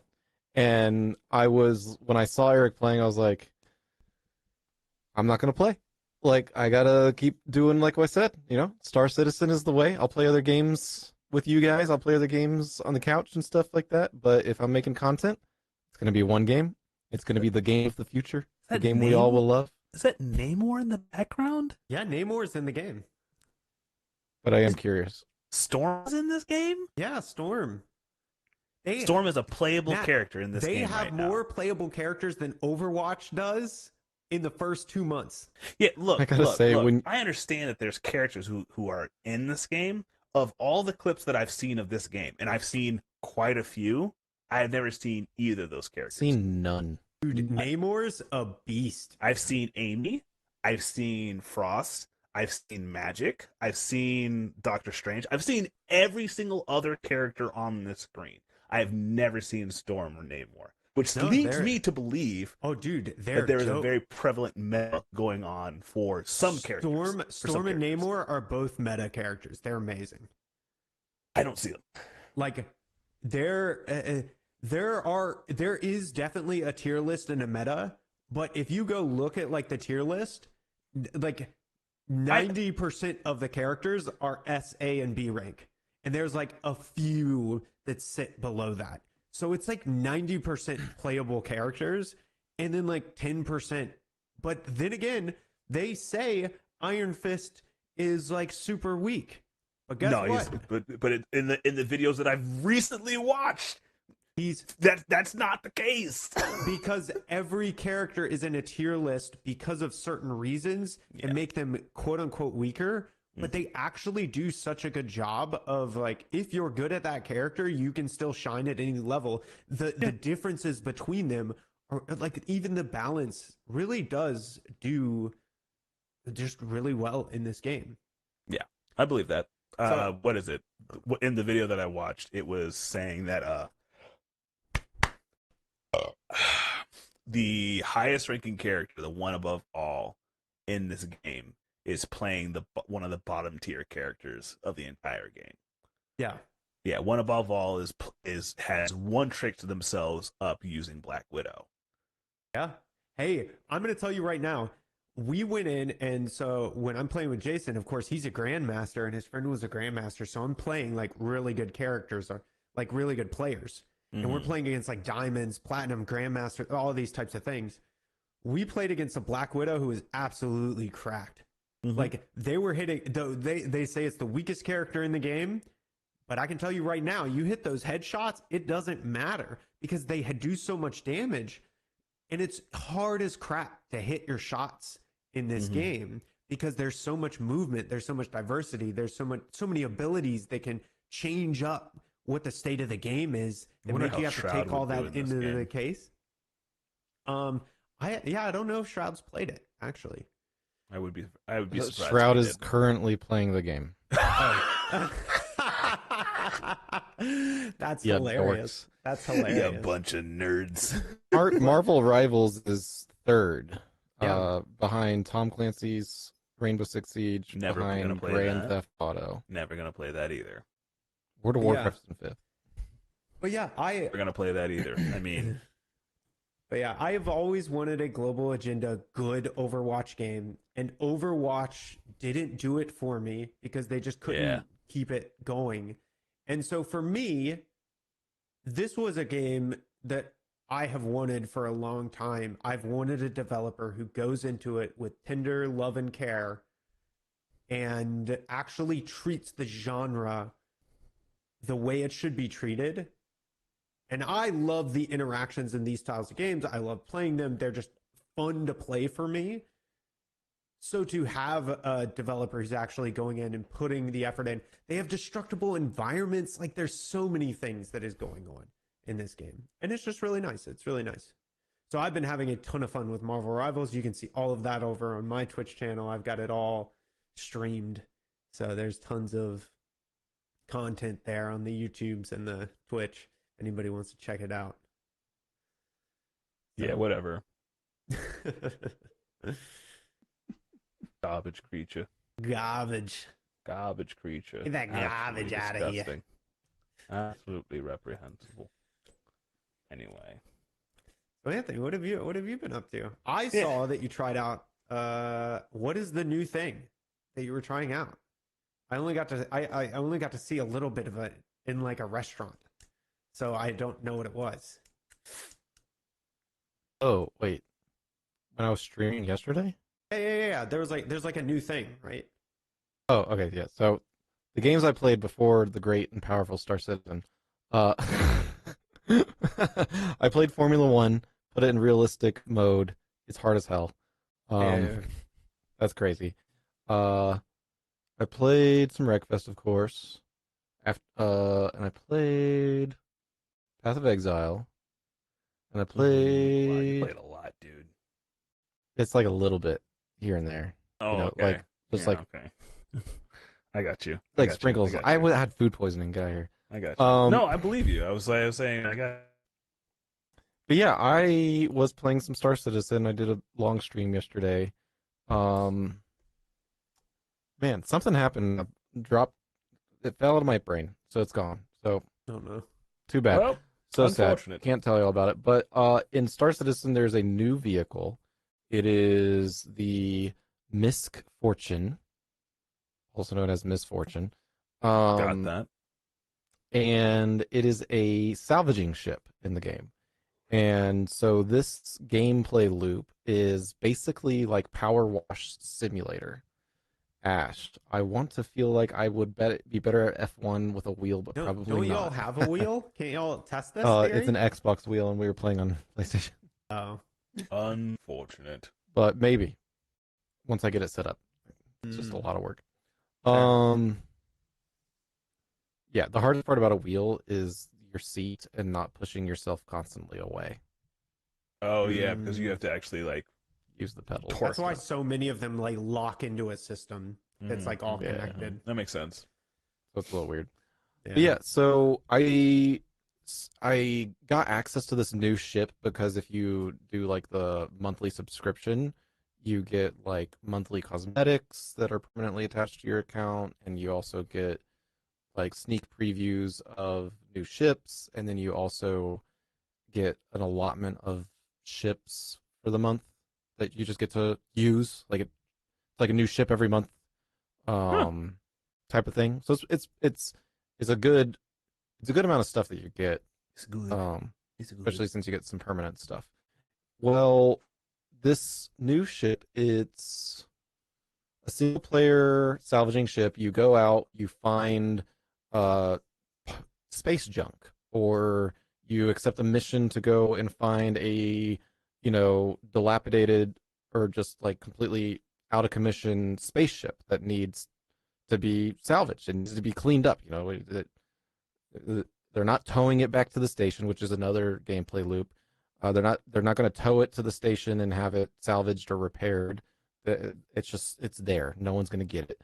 You go there, you check to see if there's any loot in it that you want. You can take the parts off of it. You can take the weapons. You can take the shield generators. The power supply unit, the quantum drive. You can take all that stuff. You could put it in your cargo bay if you want, if it's worth it to you, or you just start scraping the hull, which that's like the power wash simulator situation where you're just like clean. Oh, scraping the hull. I thought you said scraping the hole. No, the hull. Hull. Yeah. No, it took me. It processed. Scraping the hole. Yeah, I was very confused at first. I was like, Yeah. Yes. Interesting. Scraping the hole. Yeah, it's a super chill gameplay loop. It's kind of like it's kind of like fishing in other games in terms of how chill it is. Mm-hmm. For instance, like I was able to So I have joysticks, of course. They're a lot of fun to play with. But for doing that, it's kind of a lot because there's a lot of tiny, small, fine movements. So I actually just took my mouse, and when you move your mouse offline a little bit in joystick mode instead of like one-for-one movement mode type of thing, in joystick mode, it will move at a speed based on how far away your mouse is from the center. So I'll just point it down a little bit, Alt-Tab, be doing something, and my ship is just going, just salvaging it automatically for me. So it's like magically. Yeah, it's a great game loop for podcasts and stuff like that. I've got to do it again because in the default loadout, people say that the mining, it's not the mining head, but it's like the system that drives the mining. Or not, it's salvaging.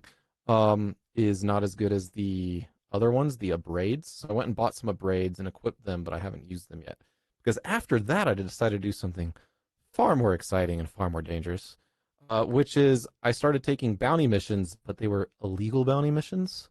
Illegal. So I became an assassin, and I moved up the ranks in the like assassin reputation for Vaughn.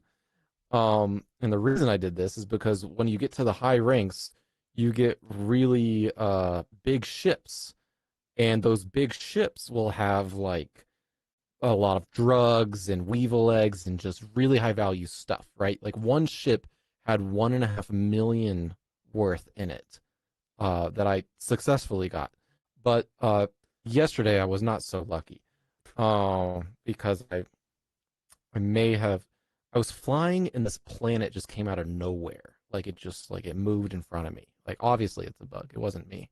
So I just exploded on the planet. But the crazy thing for the most recent one that I did with the 1.5 million was I go up to the ship and they're shooting at me and I'm like, shit, there's too many ships, I can't handle this. I get away.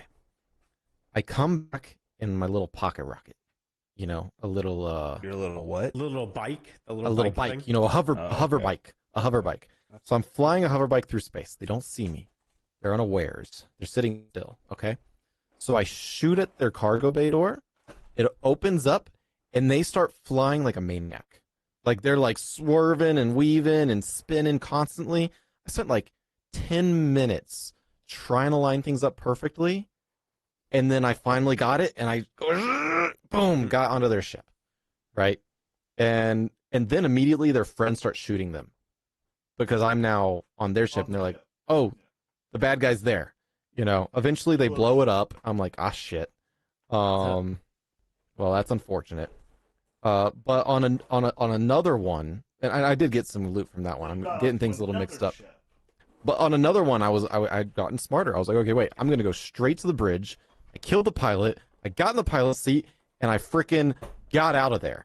And then I just took that ship and I parked it in a hangar, and I took all the loot off of it, and I was like, boom, money, easy. It was so good. I did say pocket rocket. You never driven a pocket rocket? What are you talking about? You mostly ride pocket rockets. Yeah, no, I don't know what you're talking about. Yeah?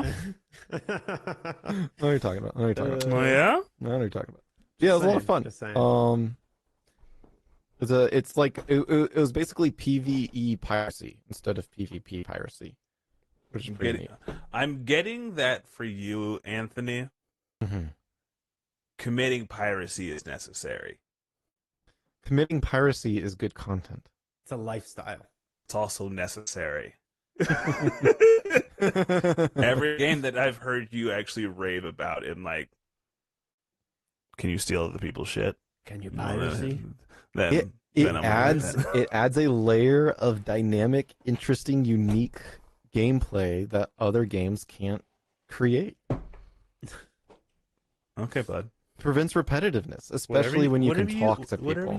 Whatever you say to keep to sleep at night, You need to watch some. You need to watch some Hippo. You need to watch some Hippo, bro. Okay, bud. Okay. It's friendly PvP.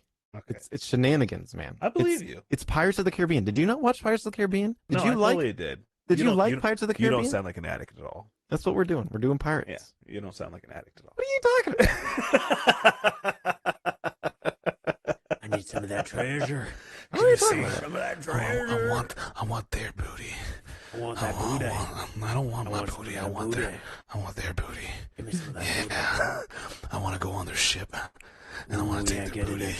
I want to take their booty from them. Get that money. And then I want to take it, and I want to sell it, and then I want to go on. I'm just playing with you. Oh my god! But I mean, you have to admit, you do have a preclusion for booty. I love booty. Yeah, see, there you go.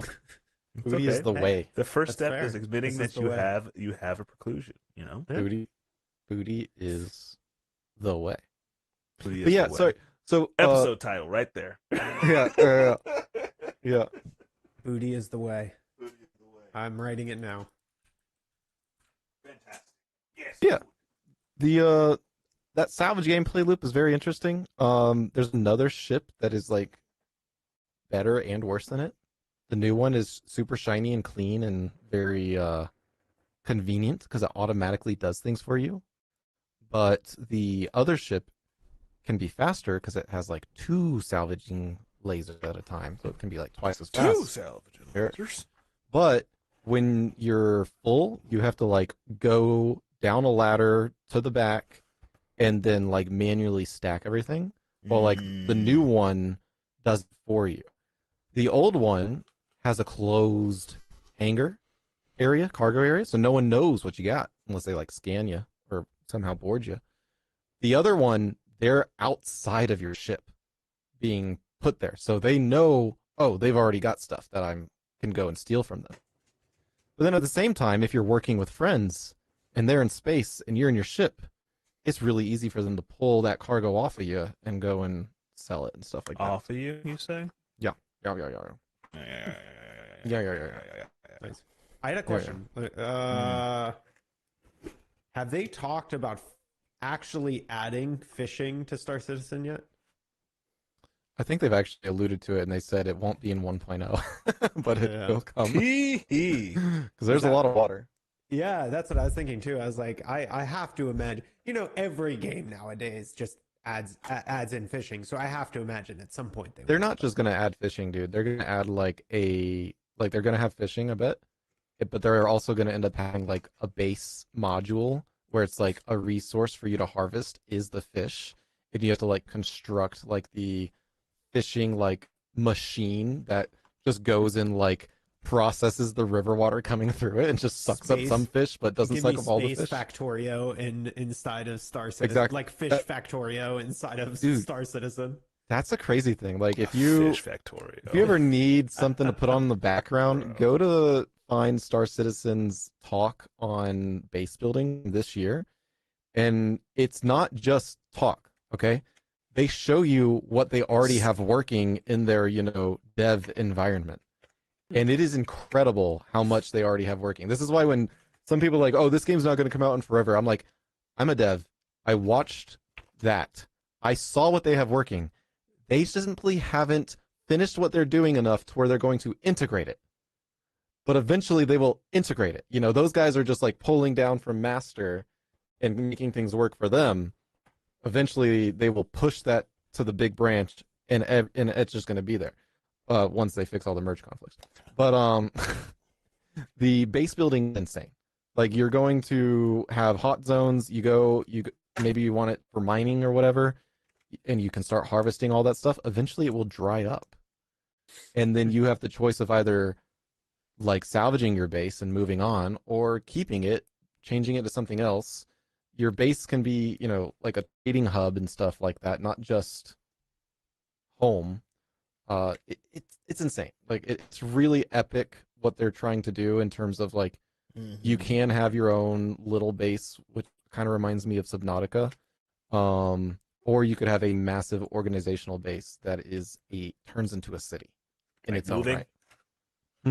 Like a moving city? Or just I wouldn't make it move necessarily. I don't think they would make it move because your ultimate goal as an org at least is to build your own station. Gotcha. Like they already have stations. You're going to build one and it's nuts because you like see them building from the main like station heart, almost like a Star Citizen, or sorry, uh, Starcraft like mothership in the middle Uh-huh. that's like building off of it, and then suddenly they show, oh, you can attach multiple, and so it's just like Modularity. the size of it They've could reached be modularity. absolutely insane. Dude, Yeah, Eric, I that'd thought be you were cool. frozen for a second. You're like a vampire. You just No, like... no, I was No, watching the he video. just- I was He watching just the video. hunts sometimes. Oh, do He you just- see? Yeah, of course. When I'm talking so much, I'm not good at doing the like screen share thing. Like, No, no, no, you're good. You're good. Yeah, I didn't put it on screen share. But yeah, I was watching the base building gameplay 4K video. Pretty cool. Base building, fuck, I bet it's pretty sick. Oh, that's gonna be It's pretty sick. I can't lie. It's looking pretty good, you know. looking pretty totes. What is It's it looking called? pretty Citizen cool, Con. you know, like it's no big deal. It's just like Yeah, the it next was from big Citizen thing. Con. But yeah, they somebody has just the footage that they put on screen, not the like speaker in front. Yeah. Here, But I'll share the screen real quick because it's really cool stuff. Do I have it there? Yeah. So this is just like the single person situation here, where it's like, oh, you've got your tiny little ship and you've got this little module. This is like a base building system, right? So those are all the resources around there, but this thing has like the drone that it deploys, and the drone is like the 3D printer basically that creates everything. You've got to give it, resources. And then here's, yeah, like the stuff. But let's fast forward a bit to where it gets like kind of nutso, because they really took their time with this. So this is Yeah, like building a mining situation, right? So these are a bunch of mining heads. Now you're like up high and you're like, I don't even know what. That's probably just a viewing platform. As you But this is all player built stuff, right? Like player position, player built stuff. And this is still like probably single player situation right here. Like you could probably manage this as a single person. But eventually, like here's that's like a hangar for storing all your stuff. There's that big tower that we saw earlier. You can use these things to transport a lot of resources between big cargo bay things, so that you're not constantly having to drag things from point A to point B. Hey, look, like this is stuff that they've already got going on for them. Nuts. fucking sick, mate. I wonder if they have the oh, they probably don't have the station, do they? Oh, look, see, Riverside. So this one's more like just a home base. Just chilling and stuff like that. Yeah. This is all player base. So this is like an org base, this huge area. jeez. And like building ships and stuff like that. The coolest thing I think is that there are ships that I think will only be player built. So like, they sell all the ships and stuff like that. You can buy the ships in game with in-game currency and stuff like that. But I believe that the plan is that there are ships you can never buy. You can only create. That'd be cool. And I think there's not just that far on planet, but there's ships that can only be built in space. Oh, that's cool. Yeah, that's pretty cool. Like the Yeah. actual, like the absence of gravity is necessary to build it. Right. Yeah. Pretty Nice. cool, mate. Pretty Yes. cool. It will be cool. And then I think another thing was just like all crafted ships should be better than other ships. So if you could like create a ship that is already available, well, if you crafted it, it will be better. Stuff like that. Yeah. Yeah. All right. I guess with that, a word from our not sponsors. Like and subscribe, do all the things. It was a Okay. pleasure. I was gonna having say, I y'all. was like, I don't know if we keep doing this. I'm pretty sure it's illegal. What's illegal? What's illegal? No. I always say that we totally sponsor.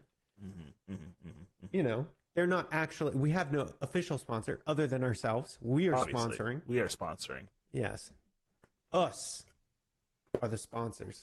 So support us. Sponsors. All the channels and stuff are linked. You can find all the community links and everything like that, and find everybody's different channel. Go like, follow, all the fun stuff.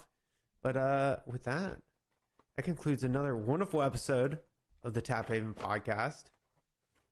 So y'all have a good week, and we'll see you in the next one. Or we won't.